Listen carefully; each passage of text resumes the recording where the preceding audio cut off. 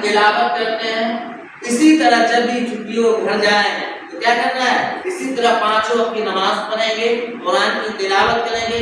جس طرح مدرسہ میں تلاوت کرتے اتنا وقت ہم نہیں دے سکتے، تلاوت میں دے سکتے ہیں، نہیں دے سکتے ہیں، کم سے کم نماز پڑھنے جائے تو 1 صفحہ ہو، 2 صفحہ، 1 پاؤ اس کو یاد کریں، تب جا کر کے ہم بڑے آدمی بن سکتے ہیں، اونچے مقام پر جا سکتے ہیں۔ اب اگر شیخ سعدی رحمۃ اللہ علیہ کا نام سب سنیں، سب سنیں، ان کی 40 سال کی عمر ہو چکی تھی۔ کتنے سال کی عمر ہو چکی تھی؟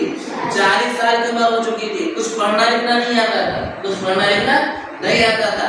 ایک رات میں کھانا کھانے کے لیے بیٹھے، ایک رات کھانا کھانے کے لیے بیٹھے، بیوی نے کچھ تانا ماری، کچھ غصہ میں گالی بکی۔ اسی وقت شیخ سعدی رحمۃ اللہ علیہ نے سوچا کہ آج میں پڑھا لکھا ہوتا تو بیوی سے کوئی بات نہیں سنتا۔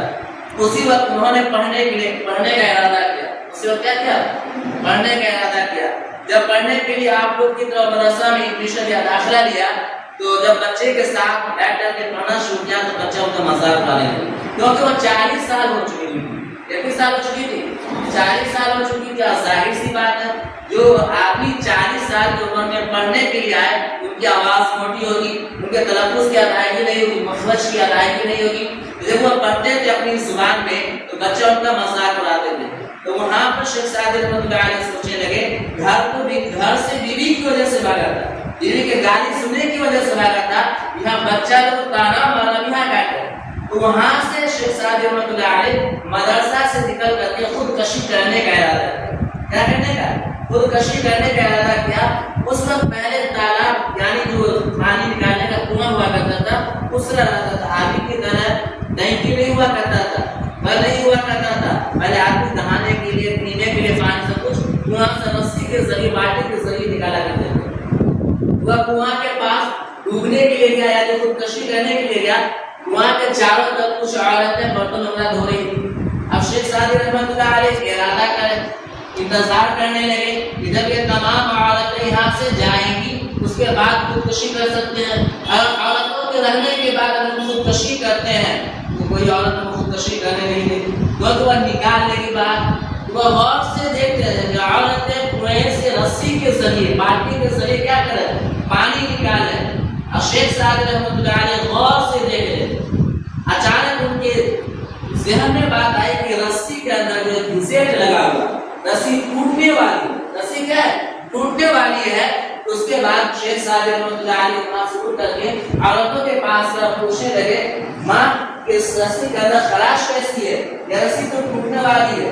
تو وہاں پہ جتنی عورتیں بیٹھی ہوئی تھی وہ تمام کہنے لگے اس رسی کے سہارے ہم اندر سے یعنی کنویں کے اندر سے پانی نکالتے ہیں اور رسی جو ہے دیوار میں گھسیٹتا ہے، دیوار میں گھسیٹ لگتا ہے، اسی گھسیٹ کی وجہ سے رسی ٹوٹنے کے تعداد۔ اسی وقت شیخ سعدی رحمۃ اللہ علیہ واپس مدرسہ اور محنت کیے، اتنا محنت کیے کہ پوری دنیا ان کی کتابوں کو پڑھتے ہیں، پوری دنیا ان کی مثال پیش کرتے ہیں۔ تو ابھی آپ لوگ ابھی جتنا محنت کریں گے، جتنا چاہیں گے پڑھ سکتے ہیں۔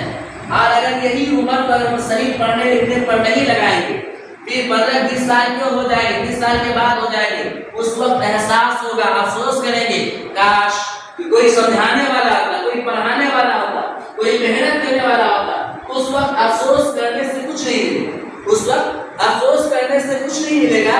ابھی جو عمر ہے اسی عمر میں دن رات کو برابر کر کے خوب محنت کیجیے، اتنا محنت کیجیے، اتنا محنت کیجیے، اللہ رب العالمین کی طرف سے نظر آ جائے اور آپ کے لیے تمام راستہ آسان ہو جائے، آپ کے لیے تمام راستہ آسان ہو جائے۔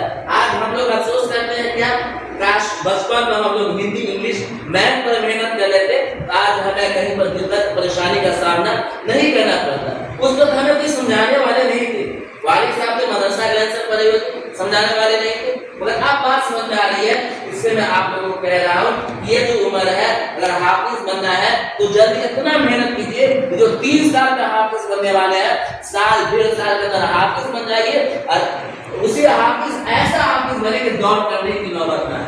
کیا